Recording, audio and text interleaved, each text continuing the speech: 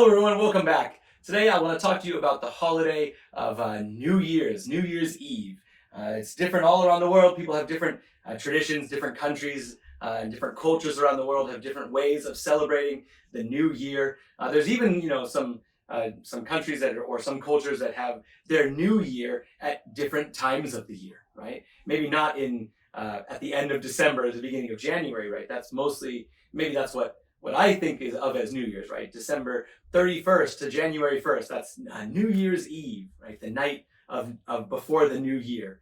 But there are other countries that have New Year's at other times of the year, right? They feel like, maybe my year starts in April, or my year starts in July or March or something. But today I'm going to be talking about the winter New Year's Eve, December 31st to January 1st. We'll talk a little bit about some different traditions around the world, and we'll talk about what this holiday means and how you can celebrate it at home.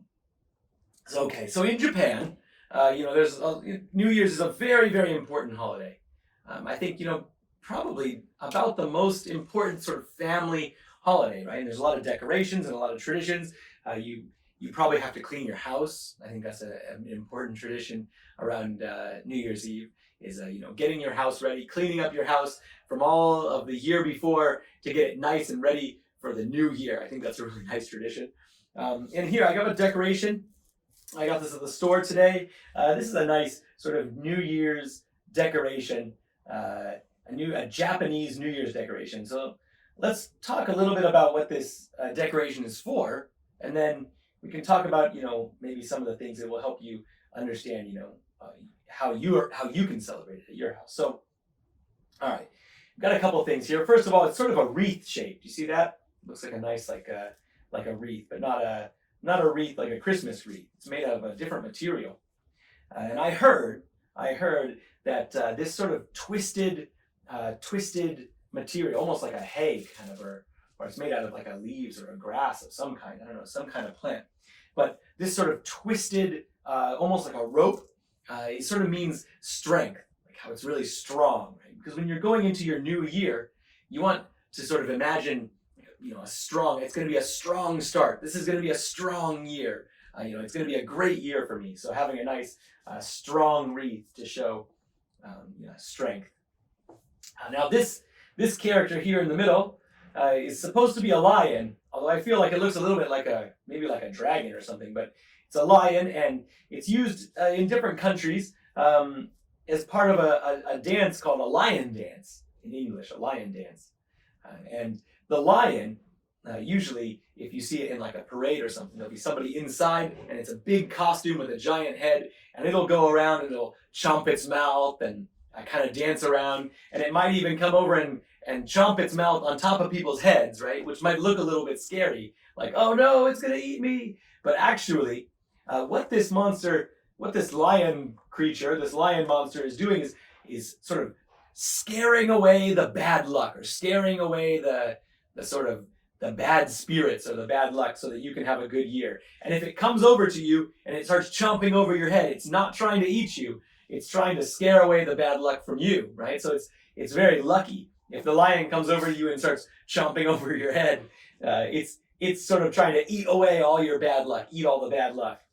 So you can have a very lucky next year. What else can we talk about on this? So here in the middle, this is talking about sort of welcoming spring, right? Now, of course, we still have a lot more winter left because it's December now, and spring isn't going to be here until maybe March or something. But I think the importance is remembering that spring is going to come back, and I think that's why they maybe put this little flower up here. Can you see that?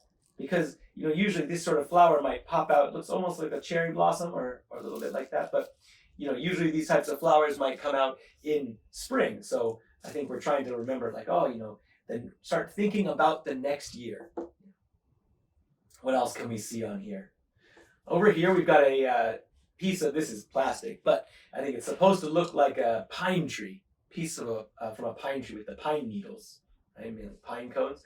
And I heard that the pine cones, or pine needles, and pine tree branches like this are supposed to mean good fortune. So you're sort of hoping that next year, good things are going to come to you, right? Good things are going to, if you work hard, good things are going to come to you.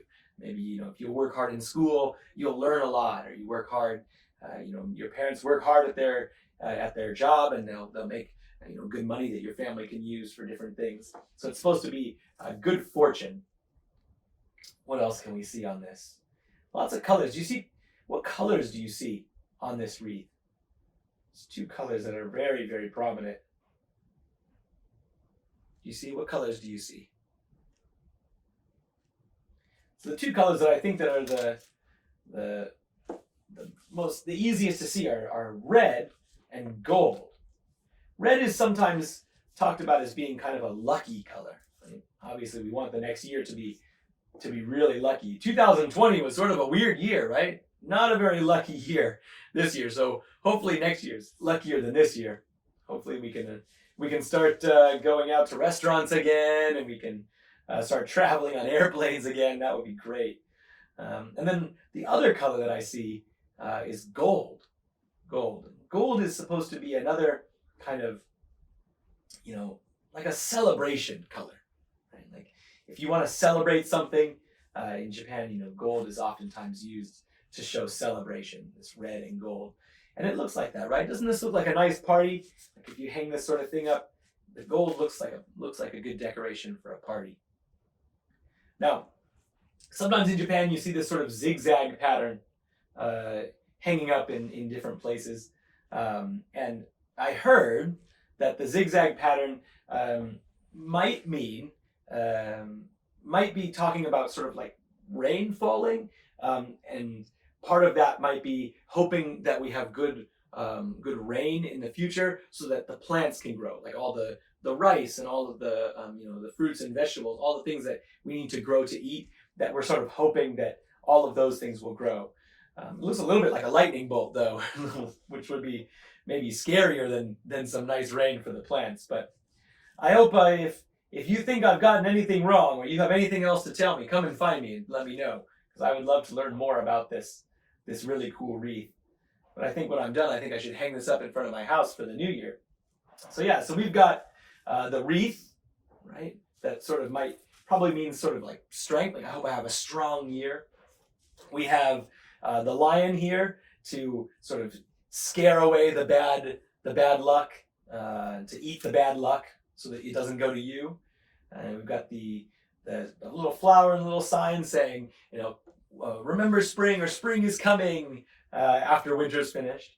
And we've got this pine tree branch over here that means good fortune, and some other things like the colors, like red, that might mean good luck, and gold that means sort of a celebration. So this is a really nice Japanese style New Year's decoration, and it tells us a little bit about how people celebrate New Year's and how they think about New Year's in Japan. We can learn a little bit about that by looking at this decoration. But of course, there's countries all over the world, and they all celebrate New Year's a little bit differently. I learned that in Spain, they have a very strange tradition. It's very interesting and very strange tradition where the grown-ups, usually not kids because it's a little difficult for kids to do this, but the grown-ups try to eat grapes. Here we go. Now, eating grapes is pretty easy, right? That's not going to be very hard, eating some grapes. But actually, what they do is when the clock strikes midnight, right? So that means, December 31st has ended. It's gotten to midnight, and now it is January 1st. It is the first minute of the new year, right? When that bell on the clock starts chiming, like ding, ding, ding, the bell starts ringing. What they have to do is they have to eat 12 grapes. So every time the bell rings, because it rings once for every hour, right? So if it's 12 o'clock, the bell rings 12 times. Every time the bell rings, they have to put a grape in their mouth. Now, eating one grape is easy, eating two grapes is easy, but those bells are a little bit fast, right? Maybe like ding, ding, ding. It would be a little bit tricky. So in the end, they have 12 grapes that they're just shoving in their mouth, and you have to try and chew them. But supposedly in Spain, they believe that if you can do it, if you can eat all 12 grapes before the bell stops ringing, that you're going to have a really good luck in the next year. So I might try it this year. But do you know why they say that kids don't usually do it? Can you think of a reason why? Why would maybe grown-ups do this, but maybe not kids? Can you think about a reason? You can look at a picture like this again. Let's look at that picture. What do you think? This one's got a man and a woman. There. This guy's, he's going in for a lot of grapes. What do you think? Kids' mouths are a lot smaller than grown-ups' mouths, right? So, a grown-up, it would be pretty tricky for a grown-up to put 12 grapes in their mouth and chew them fast enough. But for a kid, it's even harder, right? So maybe it'd be easier this year if you did it with like blueberries or something. That would be pretty good, right? Because blueberries are nice and small, much smaller than grapes, right? Or maybe raisins. Raisins would be lucky. Or how about chocolate chips? That would be even more delicious. There we go. So yeah, usually kids don't do that with the grapes in Spain because it's maybe a little bit too hard, and it could be a little bit dangerous too, right? Because grapes, the kids' mouths are a little bit smaller than the grown-ups' mouths. But maybe you can do it with something else, something a little bit smaller, like maybe raisins or blueberries would be a lot easier. So that's a pretty funny tradition. I've never heard of that tradition before, so I was pretty excited to learn about it. But this next one is even stranger. So, you know what this is? You know what this is? I borrowed this from Cafe Lulu. It's a plate, right? It's a plate. Now, in Denmark, in the country Denmark, what they do is they save up extra plates all year long. And then you have a little stack of plates in your house that are your extra plates. And then, on New Year's Day, you go to your friends and your family's houses, and you don't give them the plates. That seems nice. This is a lot crazier than that. What they do is they take these plates and they throw the plates at their front door. Now, of course, this type of plate is made out of almost like a glass, right? Ceramic. And when it hits the door, it breaks into a lot of pieces, right? So maybe you'd be inside your house on January 1st and you'll hear some really loud noises. Crash, crash, and smash. And you'd open up your front door and you'd look down and there'd be broken plates in front of your door. And you might think, hey, who's throwing plates at my house? But actually, it would be your friends and your family that is coming and throwing the plates at your front door. And they're doing it to wish you good luck for the next year so that you have a nice year. Isn't that strange? I don't know what that means exactly. Breaking plates means good luck? I don't know. Sounds quite messy, right? And then when you throw the plates at their house, now they have to clean it up. So I don't know.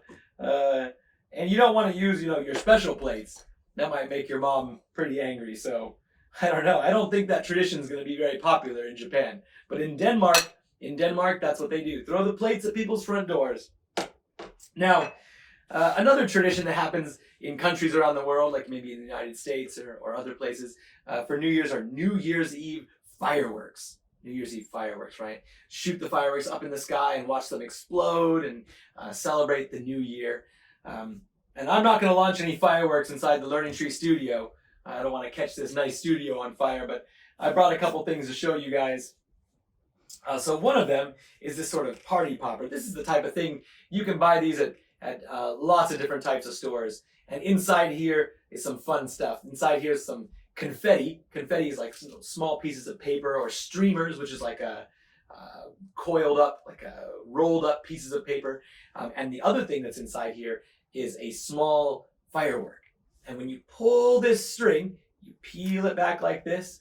And then when you pull this string really hard, what happens is you pop the firework and the confetti comes shooting out the front. So what people do is they wait until New Year's Eve at midnight. So they have a little countdown, the last 10 seconds of the year, when it's almost January 1st, almost midnight, and they start counting 10, 9, 8, like that. And then when it gets to 0, maybe they pull the strings, or if you're outside, they might launch real fireworks, right?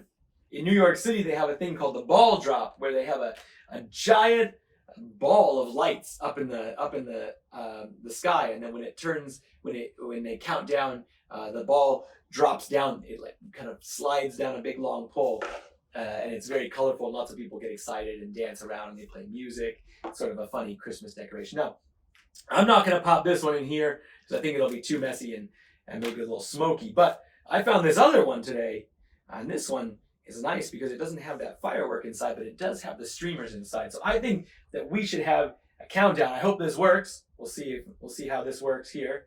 Probably fall off and make a crazy noise, I think. But let's throw some streamers, all right? But I need your help to count down. So we're going to pretend this is like a practice for New Year's Eve. All right, so I need your help. We're going to start counting at 10.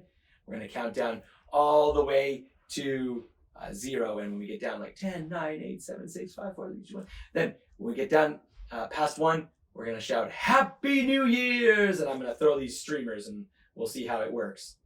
All right. So, are you ready to count with me? Here we go. Big voice, all right? You ready?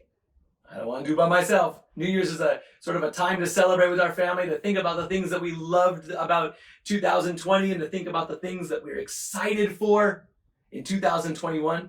Actually, before we throw this, do you know what you're excited for? What are you excited for? I really hope that we can travel again in 2021. Next year, I really want to get on an airplane and go see someplace new. This year, we've been in Japan all year, which is great. I love Japan. I love riding my bike around Japan and exploring in Japan. But I want to go see some new places too. So I really, really hope that in 2021, we can travel. That's sort of maybe my New Year's wish. And then what did I love about 2020? I loved exploring on my bicycle because I always ride my bike. But this year, because I wasn't riding the trains and I wasn't inside taxis and I wasn't going on airplanes to see places. Instead, I just stayed around Tokyo and I went to places that I'd never been before in the city. And so even though I've lived in Japan for 10 years, I lived in Tokyo for 10 years, there's so many places I've never seen before. And so I was happy this year in 2020 to get to see new places. Can you think of something that you were happy about from 2020, this last year? Something that you were really excited for, something that happened, maybe something that you did a great job at. Think about something that you were really, really happy about in 2020. All right, now I want you to think about what is your thing that you're excited for 2021? What is something that you hope is going to happen or something that you're going to try? Next year I'm going to maybe learn how to do something new. I'm going to learn how to ride a skateboard. I'm going to learn how to, I don't know, maybe rollerblade or something, right? Anything you might want to do, something you're excited about for 2021. All right, do you have it? Let's start our countdown. Are you ready? Count down with me. Here we go. 10, 9, 8, 7, 6, 5, 4, 3, 2, 1. Happy New Year's! Oh, that's fun. Look at these super shiny streamers that came out. Oh, those are great. That's really, really nice. All right, well, I hope that you enjoyed watching this video about New Year's. Keep thinking carefully about the things that you were excited about in 2020. I know it was a weird year, but I'm sure there were still some things that you were really happy about. And start thinking about what you're excited for 2021. It's a new year. You can be a new you. You can do anything you want next year. Try and do something new or learn something new. All right, I hope you had a great video. I hope you have a great New Year's Eve and a great start to 2021. Happy New Year's. Bye-bye.